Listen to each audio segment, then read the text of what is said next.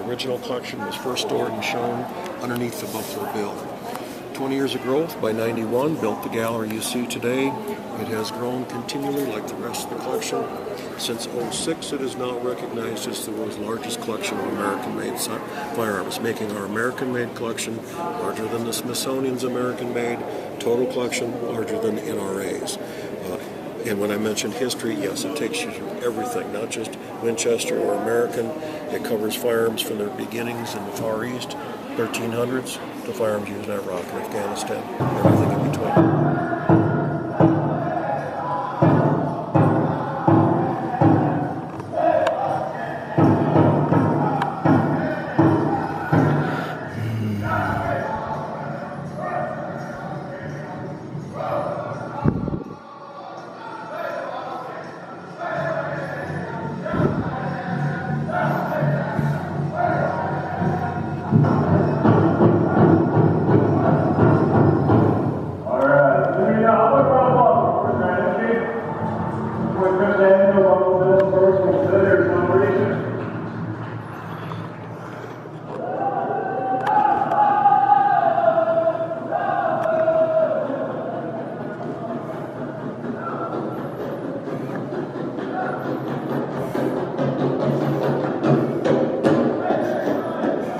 This painting is such a disappointment to me and Albert Bierstadt. I promise you, this painting is not this bright and colorful, nor am I. It's this camera.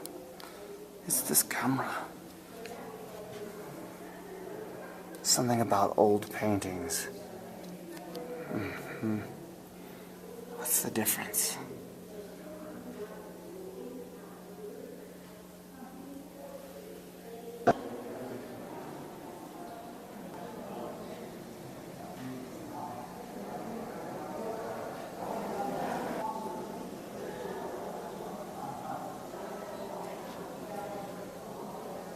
We're going to mix in video from these paintings into our journey. Figure out to put the times in and see how it all progressed.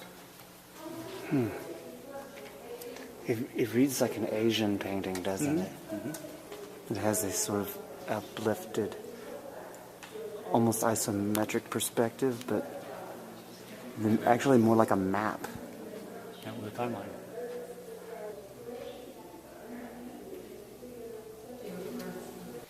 Remington's paintings tell riveting stories of men struggling against crushing dangers. Remington had little formal training in artistic technique. My husband, Jack Summerhays, and I feel very fortunate as neighbours to spend many evenings here. Frederic and Jack stretched out in their big leather chairs, puffing away at their pipes. Eva Remington with her needlework, and myself, a rapt listener, wondering at this man of genius who can work with his creative brush all day long and talk with eloquence half the night. They'll all be along soon, I'm sure. But let me tell you a little about Frederic Remington and this grand studio. As neighbours, we watched with interest as Frederic and Eva moved here to New Rochelle, New York, overlooking Long Island Sound. Frederic needs the outdoors to restore him. A place like this where he can excel at horseback riding, fishing, hunting, hiking, and swimming. He built this studio in 1896, 20 feet by 40 feet, with a brick fireplace, as you see, a big skylight, and tall double doors at the end. It's large enough when opened that a horse and rider may walk in and out of the room. He has filled it with his treasured collections, all four walls covered with military and Indian and Mexican trappings, from spurs to war bonnets, guns of every kind, swords and bridles, saddles, belts, canteens, pots, and baskets. As the playwright Augustus Thomas once described it, we always thought he brought all these treasures back from the West so that each painting would be finished with as much accuracy as possible. But no, it seems that he uses them more for general inspiration, and might easily paint a figure such as an Indian incorrectly clothed.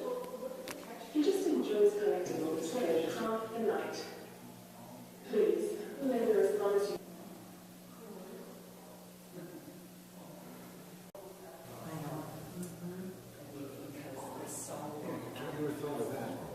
How'd that turn out?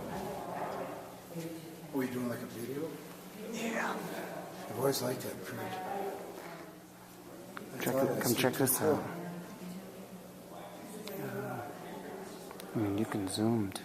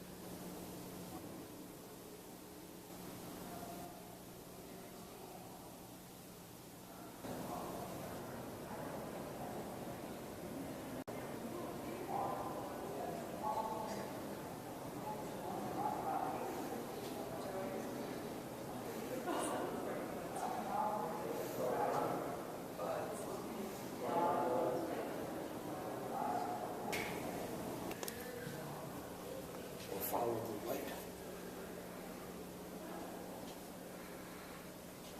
So we can connect these paintings to the places that we're going, as we're going to go into Yellowstone and to as many of these places as we can. Scout? Not yet.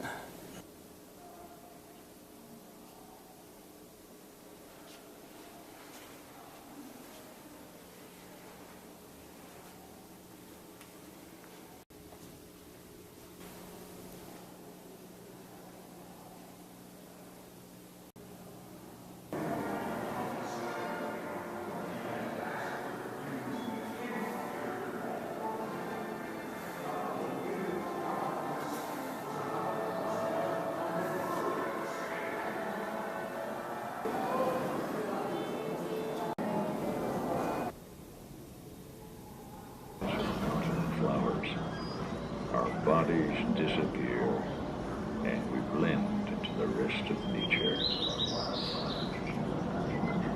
It seems to be not clothed with light, but wholly composed, like the wall of a celestial city. The most divinely beautiful of all the mountain chains I have ever seen.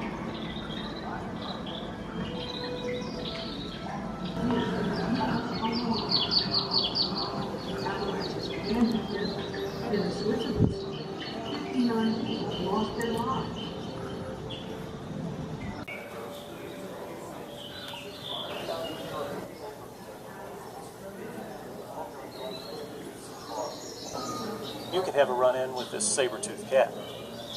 So what happened? What happened to the dinosaurs and later the saber-tooth? They became extinct. Extinction is when a species disappears from the earth forever. It's irreversible. Once they're gone, they don't come back. Now, extinction is a normal process. There's a background extinction rate, a slow one. It's constant through the history of the earth. But sometimes, 5 times in the last 4.5 billion years of Earth history, there is a massive extinction event. All of these 5 massive extinction events that we know about were caused by natural catastrophes.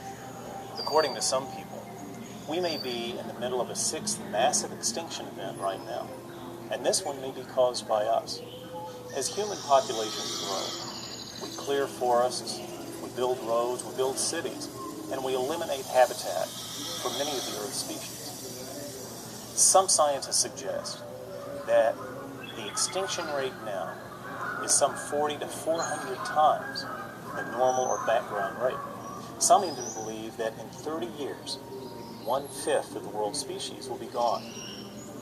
Now, why should we care? What does extinction mean to us?